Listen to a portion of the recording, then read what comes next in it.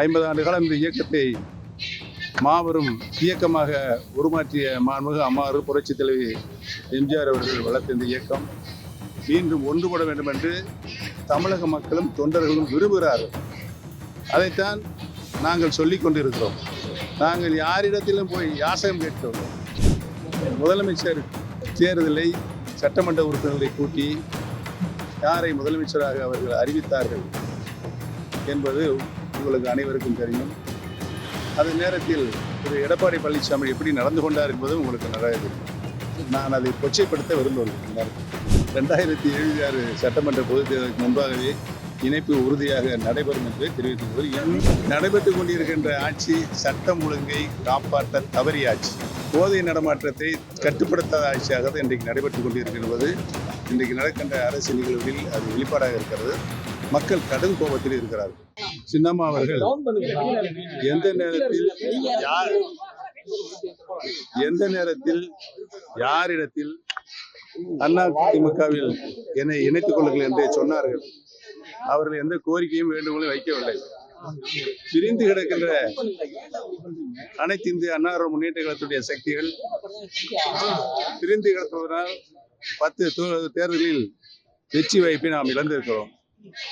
அதனால் கழகத்தினுடைய அடிப்படை தொண்டர்கள் 50 ஆண்டு காலம் இந்த இயக்கத்தை மாபெரும் இயக்கமாக உருமாற்றிய மாண்புமிகு அம்மாறு புரட்சித் தலைவி எம்ஜிஆர் அவர்கள் வளர்த்த இந்த இயக்கம் மீண்டும் ஒன்றுபட வேண்டும் என்று தமிழக மக்களும் தொண்டர்களும் விரும்புகிறார்கள்.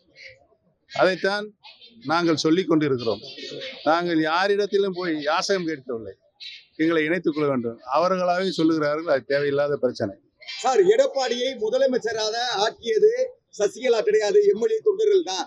அதே சமயம் அந்த சமுதாயத்து மக்களுக்கு சசிகலா என்ன செஞ்சாங்க அப்படின்னு ஒரு பெரிய குற்றச்சாட்டு வைக்கிறாரு சார். நான் ஏற்கனவே சொல்லிவிட்டேன். உதயகுமாருடைய பேட்டிகளுக்கெல்லாம் பதில் சொல்லுகின்ற நிலையில் நான் இல்லை. உங்களுக்கு தெரியும் ஏன் என்று சொன்னார். மாண்புமிகு சின்னம்மா அவர்கள் முதலமைச்சர் தேர்தலை சட்டமன்ற உறுப்பினர்களை கூட்டி யாரை முதலமைச்சராக அவர்கள் அறிவித்தார்கள் என்பது உங்களுக்கு அனைவருக்கும் தெரியும். அதே நேரத்தில் திரு எடப்பாடி பழனிசாமி எப்படி நடந்து கொண்டார் என்பது உங்களுக்கு நன்றாக தெரியும். நான் அதை கொச்சைப்படுத்த விரும்பவில்லை. இந்த நேரத்தில் அவர்தான் நீங்க கேட்கணும். மதுரைக்கு அடிக்கடி வர்றாருல, இவ்வளவு பிரச்சனைகள் நடந்துட்டு இருக்கிற பொழுது நம்ம என்ன விதமான புது முயற்சிகளை மேற்கொண்டு அந்த அதிமுக எனும் பெரும் இயக்கத்தை கைப்பற்ற போறோம்? மிகப்பெரிய சோர்வா இருக்கிற மாதிரி சசிகலா மேல பெரிய நம்பிக்கை வைத்திருந்தாங்க. உங்க மேல பெரிய நம்பிக்கை, ஆனா அந்த நம்பிக்கை போல தொண்டர்களுக்கு பெரிய அடிப்படையில் கட்சி இணைவதற்குரிய அடிப்படை வேலை நடந்து கொண்டு இருக்கிறது. விரைவில் நடக்கும்.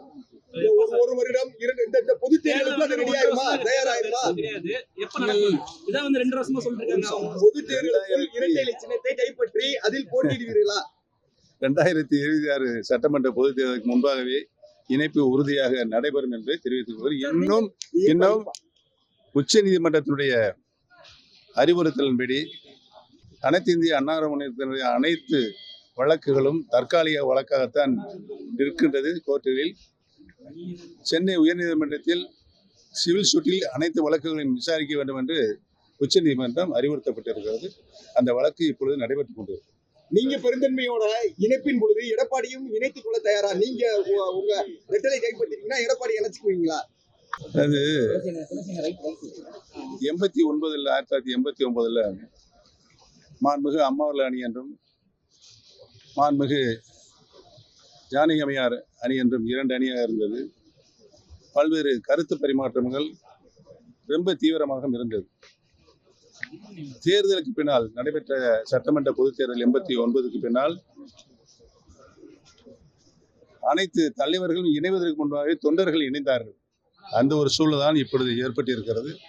தொடர் தோல்விக்கு காரணம் கழகம் பிரிந்திருப்பதுதான் என்பதுதான் தமிழக மக்களுடைய கருத்தாக இருக்கிறது. இன்றைக்கு நடைபெற்றுக் கொண்டிருக்கின்ற ஆட்சியினுடைய அவலங்கள் நீக்கப்பட வேண்டும் என்று சொன்னால் அனைத்து இந்திய அண்ணா முன்னேற்ற கழகம் ஒன்றுபட வேண்டும் என்றுதான் கருத்து.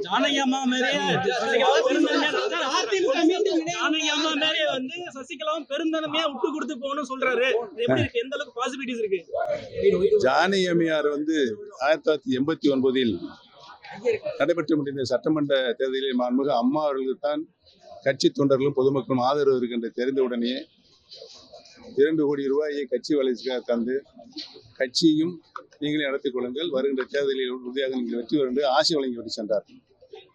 அதற்கு எதிர்க்கல அதே புரட்சி வந்து சசிகலா கிட்ட இருக்குன்னு நினைக்கிறீங்களா நீங்க? யாரு அம்மா கிட்ட அன்னைக்கு இருந்த கிரேஸ் வந்து இப்ப சசிகலா மாட்ட இருக்குன்னு நினைக்கிறீங்களா? மாண்புமிகு சின்னம்மா அவர்கள் எடுக்கின்ற முயற்சி நல்ல முயற்சி.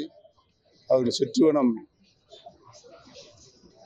சென்று கொண்டிருப்பதற்கு நான் உண்மையிலேயே அவரை வாழ்த்துகிறேன். நீங்க போய் join பண்ணுங்க. மனநல சார், ரெண்டு பேரும் மனநல ஒன்றிய join பண்ணுங்க. அந்த புரட்சி கட்சி அனைத்து இந்திய அண்ணா திராவிட முன்னேற்ற கழகம்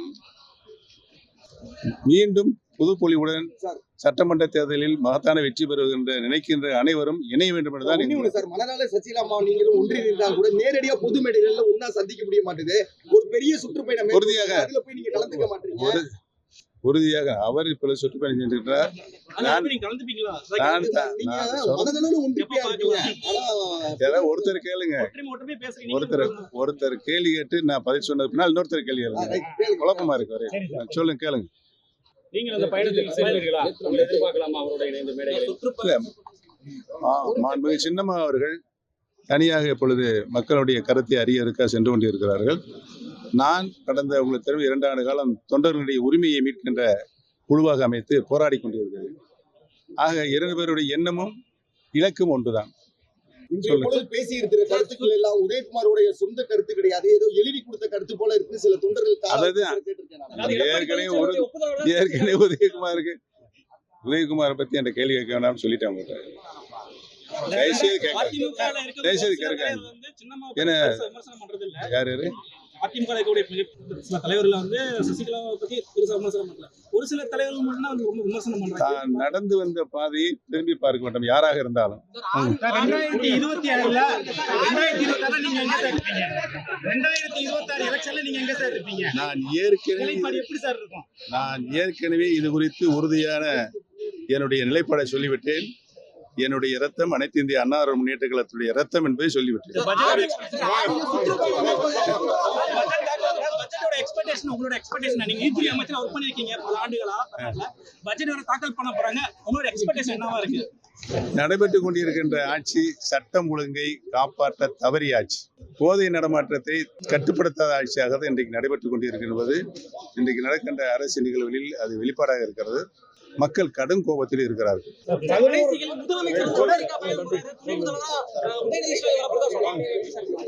தயவுசெய்து நீங்க மாண்பு முதலமைச்சரை தான் கேட்கணும்.